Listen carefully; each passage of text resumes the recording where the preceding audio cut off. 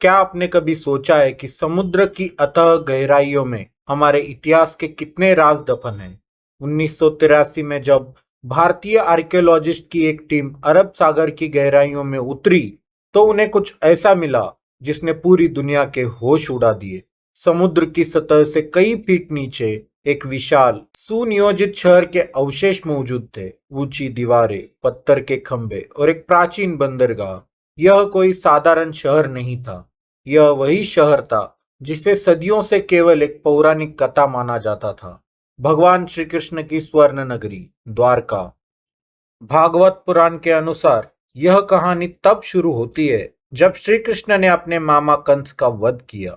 कंस की मृत्यु से उसका ससुर मगध नरेश जरासंध आग बबूला हो उठा और उसने मथुरा पर एक के बाद एक 17 बार आक्रमण किया।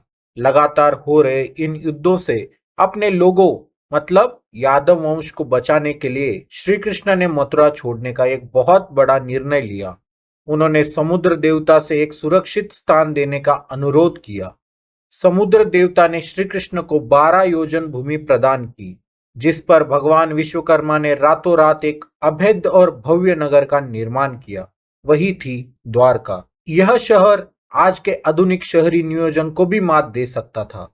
यहाँ चौड़ी सड़कें, भव्य महल, उद्यान और एक विशाल बंदरगाह था। श्री कृष्ण अपने पूरे यादव वंश के साथ यहाँ खुशी खुशी रहने लगे। समय बीतता गया और महाभारत का विनाशकारी युद्ध हुआ, जिसमें श्री कृष्ण ने अर्जुन के सारथी की भूमिका निभाई। कौरवों की हार के बाद उनकी माता गांधारी ने अपने 100 पुत्रों के शव देखकर क्रोध में श्री कृष्ण को एक भयानक श्राप दिया। जिस तरह मेरा वंश नष्ट हुआ है, ठीक 36 वर्ष बाद तुम्हारा यादव वंश भी आपस में लड़कर खत्म हो जाएगा। दूसरा श्राप। कुछ समय बाद द्वारका के पास पिंडारक नामक स्थान पर कुछ महान ऋषि आए। श्री कृष्ण के पुत्र सांब और उसके दोस्तों ने ऋषियों के साथ एक बड़ा मजाक किया। सांब ने गर्भवती स्त्री का भेष बनाया और ऋषियों से पूछा कि उसके गर्भ से क्या पैदा होगा। क्रोधित ऋषियों ने श्राप दिया, तुम्हारे गर्भ से एक लोहे का मूसल पैदा होगा, जो पूरे यादव वंश के विनाश का कारण बनेगा। यह बात जब तक राजा उग्रसेन को पता चली, तो उन्होंने उस लोहे के मूसल को पीसकर समुद्र में फिकवा दिया। लेकिन नियति को कौन टाल सकता है। मूसल के चूर्ण से समुद्र किनारे एक विशेष प्रकार की धारदार घास उग आई।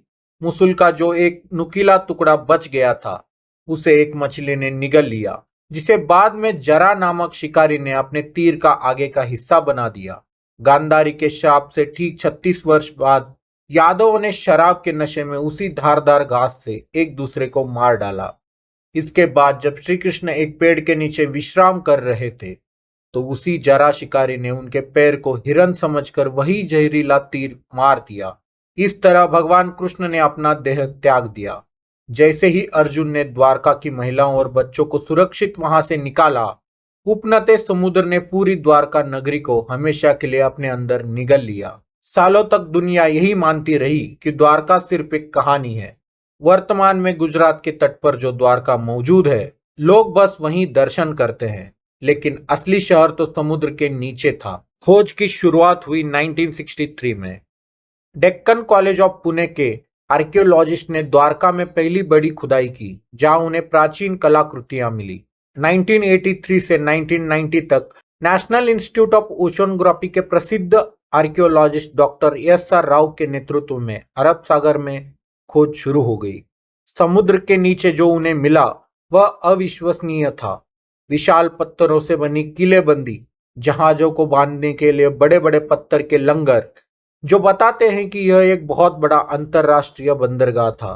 तांबे के सिक्के और प्राचीन मुहरे। अक्सर यह माना जाता है कि पत्थर सीधे 3000 साल पुराने हैं। समुद्र का जल स्तर बढ़ने या किसी भयानक सुनामी के कारण यह भव्य शहर डूब गया था, जो बिल्कुल हमारे प्राचीन ग्रंथों में वर्णित है। आज द्वारका सिर्फ एक धार्मिक स्थल नहीं है, यह इस बात का जीता जागता सबूत है कि हमारे प्राचीन कहानियों में इतिहास के गहरे सच छिपे हैं। विज्ञान और पुरातत्व आज उन्हीं मान्यताओं पर मुहर लगाता है, जिन्हें सदियों से केवल एक कल्पना समझा जाता था।